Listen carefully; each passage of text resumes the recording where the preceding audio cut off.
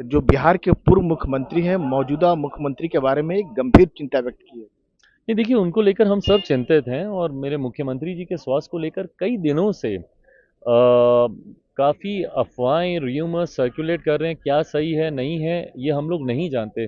But अगर मुख्यमंत्री जो जानकारी मुझे मिल रही है कि कई दिनों से and I think it's over a week कि वो ना किसी पब्लिक कार्यक्रम में दिखे हैं, ना वो अपने कार्यालय गए हैं। एक ऐसे मुख्यमंत्री जो सुबह 9:30 बजे उठकर निरीक्षण करते हैं कि भैया कौन-कौन मंत्री कार्यालय आया है, नहीं आया है। ऐसे में you must lead by examples ना, आपको खुद वो चीज़ करनी चाहिए जो आप दूसरों से आप अपेक्षा मानसिक रखते स्वास्थ्य हैं। को लेके बात ऐसी कह रहे हैं। भाई ये चर्चा आती है और ये मैं ताना-तंज के तौर पे मैं नहीं कह रहा, मैं खुद उनके मानसिक स्वास्थ्य को लेकर मैं चिंतित हूँ।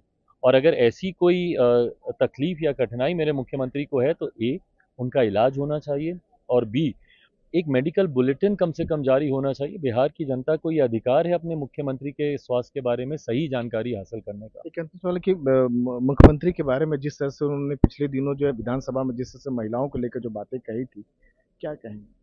भाई उससे ज़्यादा अश्लील बातें हो नहीं सकती और एंड अश्लील सिर्फ शब्दों में नहीं, जो उनकी पूरी बॉडी लैंग्वेज थी, जो उनके साइंस थे, जो उनके सिंबल्स थे, वो सब अश्लील थे।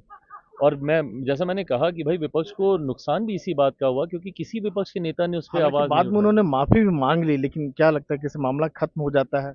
ऐसे नहीं होता ना भाई, आप इतनी बड़ी हरकत आप कर दें और आप मुख्यमंत्री हैं प्रदेश के, आप पढ़े लिखे हैं, ऐसा नहीं है कि भाई आप कोई बच्चे हैं, आपको नहीं समझ में आ रहा कि आप क्या कह रहे हैं, नहीं कह रहे हैं। और गलती मैं तब इस बात को मानता जब वो सिर्फ विधानसभा में ये बात बोलकर चुप हो जाते।